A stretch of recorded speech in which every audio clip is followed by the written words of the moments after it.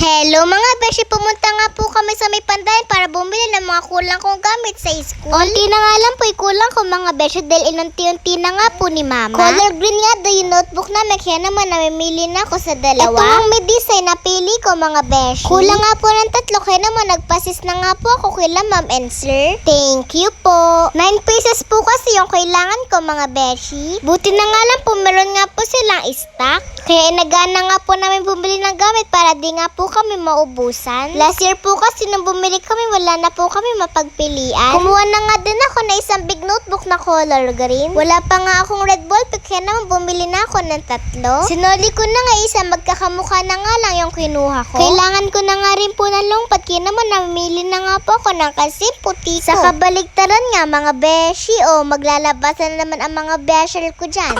Di na nga po ako bumili ng black ballpen mga beshi dahil marami nga po ang binili sa akin si mama. Bumaba na nga po kami para mag-buy. Nakakita nga po ako ng cheese kaya naman bumili na nga rin po ako. Close na nga po yung cashier sa baba kaya naman umakyat nga po ulit kami. Bumili na nga rin po ako na isang pabango mga beshi para nga rin po bumango-bango ko.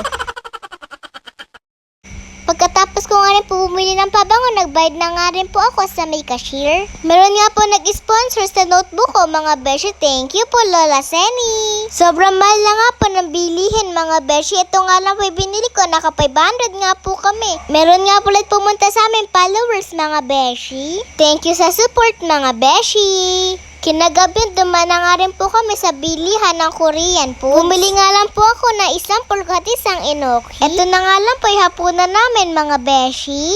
Ang hirap din po kasi mag-isip ng uulamin araw-araw. May mga nagdatingan nga po ulit na parcel si mama. Puro kurumi nga ulit to mga beshi. Ito nga po na akong binuksan kurumi na headband. Napakakit nga po niya mga beshi.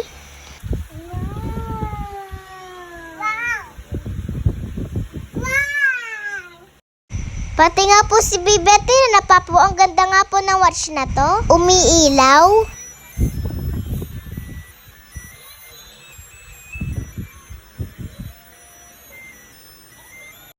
Binili nga rin po ako ni mama ng keychain na kurumi.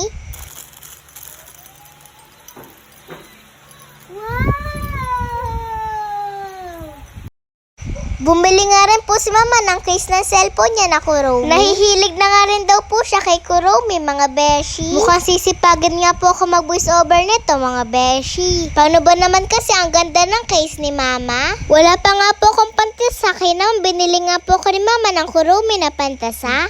Ito nga po huling bubuksan ko, malambot nga po to mga beshi. Alam niyo na po siguro kung ano to. Di yan kayo nagkakamali, unan nga po to mga beshi. Kinuha ko na nga din po yung bag na binigay sa akin ni mama para po mailagay mga pinamili kong notebook. Ang ganda na nga po ng tumbler ko mga beshi. Nabili na nga po ko ni mama yung silicone boot sa tawakan. Ang cute nga po nang nabili sa akin ni mama, nakatrolno pa nga po sa mga bag ko. Papakita ko na nga rin po sa inyo yung lunch bag ko. Dito nga po nakalagay yung bento box ko. Ginagawa din po kasi ko ni mama ng bento baon. Excited na nga po ulit ako pumasok mga beshi. Para magawa nga po ulit ako ni mama ng bento. Binili nga rin po ako ni mama ng black shoes na plastic. Dahil magtatagulan na nga rin po mga beshi. Nilagay ko na nga po sa bag lahat ng pinamili kong notebook. Yun lang, salamat sa panonood. Bye-bye mga beshi.